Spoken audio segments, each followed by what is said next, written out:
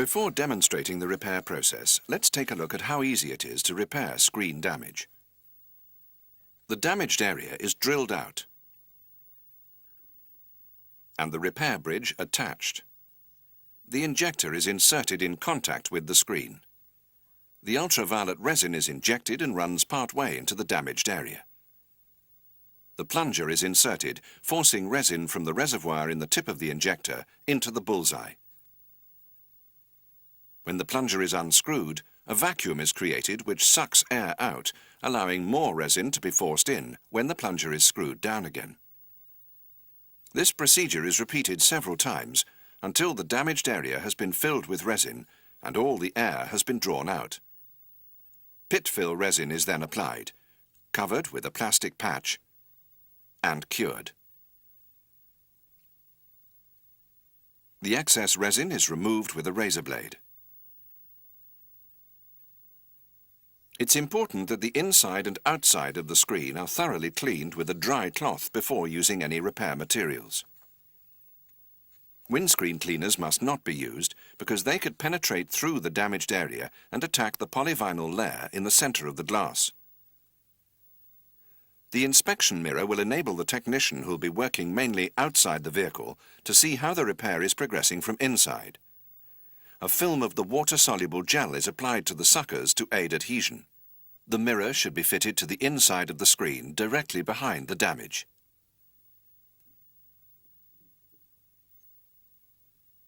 When using the drill, it's essential that the eyes are protected. The 1 mm blue burr should be used for bullseyes. It's inserted into the collet and tightened using the locking button.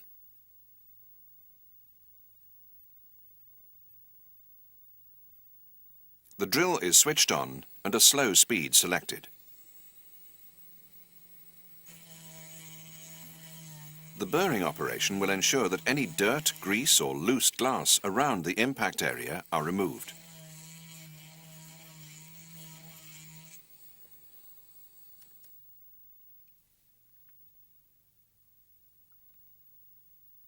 The repair bridge will now be attached to the screen. The 3 screws are backed off until they're flush with the bridge.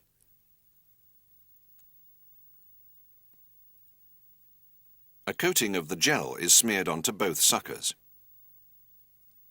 The repair bridge should preferably be offered up to the screen with the long leg uppermost, but it may also be applied with the long leg pointing straight down. In either case, the threaded hole must be directly over the center point of the bullseye. With the suckers well attached, the long leg is held down. The other 2 adjusting screws are then tightened until they make light contact with the glass. The single screw at the end of the long leg is tightened, raising the leg until it's parallel to the screen surface. Finally, a check is made that the bridge is securely fixed to the screen. The resin pack is opened, and the injector is screwed into the threaded hole in the repair bridge until the white PVC seal makes firm contact with the undamaged glass around the edge of the damaged area. When viewed through the hole, the center of the bullseye should be at the center of the injector. The 2 screws nearest to the injector are unscrewed, causing the seal to be pressed tightly against the glass. Skin and eyes should be protected against accidental contact with the resin. Protective glasses are essential. The hands must be protected by using Esprit barrier cream, disposable gloves, or both. Having fitted the needle to the syringe, the resin container is turned upside down and the needle is used to penetrate the seal. 0.25 mm of resin are required, a quarter of the syringe's capacity.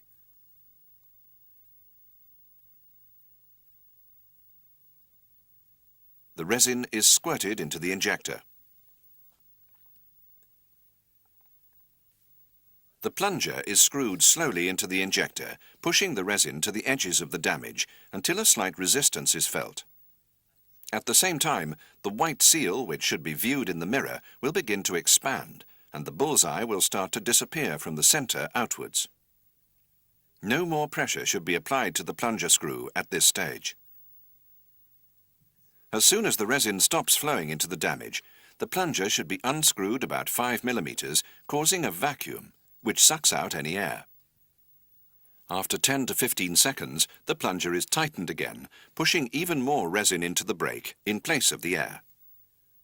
Each time the plunger is unscrewed, air is drawn out, and each time it's screwed in, more resin is forced into the break. This operation is repeated between 4 and 6 times, until all the air has been removed and the damaged area is full of resin. Sometimes the standard air removal procedure is unsuccessful and traces of air reappear whenever the plunger screw is released. In such cases, the plunger is screwed down again, and using the torch supplied in the kit, a check is made that all the air has been forced out. Keeping the pressure on the plunger, the UV lamp is held on the screen, pointing at the repair area. A curing time of 5 minutes is required. The standard repair procedure may then be continued. The repair bridge is removed and the excess resin wiped off. In cold weather, the pit fill resin may need warming slightly prior to use. A drop of the resin is applied to the remaining surface chip, covered with UV plastic sheet, and cured for 3 to 5 minutes with the UV lamp.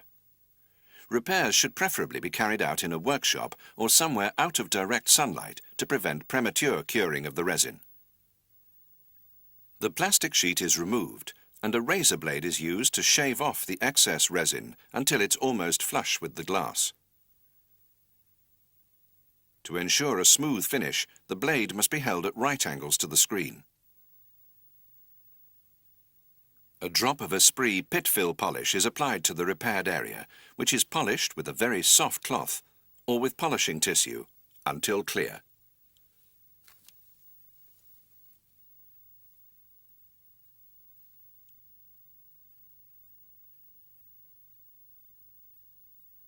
The bullseye is now repaired.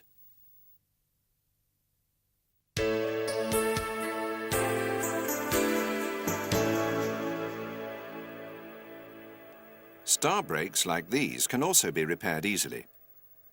The repair procedure is the same as for bullseyes for the initial 10 steps described in the Esprit training manual. Having cleaned the screen inside and out, gel is smeared onto the suckers and the mirror is fixed to the inside of the screen. Using the blue drill burr, particles of glass and dirt are removed from the impact area. The adjusting screws on the repair bridge are backed off and a coating of gel is smeared onto the suckers. The bridge is positioned with the long leg pointing either straight up or straight down, with the threaded hole directly over the point of impact. The single screw is adjusted so that the long leg is parallel to the glass and the bridge is securely fixed. The resin pack is opened and the injector screwed down onto the center of the damage until the white seal makes firm contact with the screen. Resin is withdrawn from the capsule with the syringe and injected into the center of the star break. The plunger is screwed slowly into the injector. When a slight resistance is felt and the white seal is seen in the mirror to expand, the pressure is sufficient and the plunger should not be tightened further. The plunger is unscrewed and tightened again up to 6 times as before, sucking out air and forcing in resin. At this stage, the center of the star break appears to have been repaired, but the radiating cracks are still visible. The pressure must now be kept on the plunger for about 5 minutes to allow time for the resin to penetrate into the cracks before further inspection. The repair is progressing satisfactorily if, when viewed from the side, the cracks appear to vanish. From square on, they will remain visible until after curing. If the resin fails to penetrate to the ends of any of the cracks, under no circumstances should pressure be applied to the screen to speed up the process. The correct procedure is to remove the inspection mirror and to heat the inside of the screen gently with a hot air gun. This operation must be performed with great care because overheating will cause the cracks in the star breaks to close up and prevent the resin from penetrating. Star breaks should be cured for 5 minutes with the repair bridge still attached to the screen. The repair continues in the same way as the repair of the bullseye. Pit fill resin is applied and cured under the UV light for 4 minutes.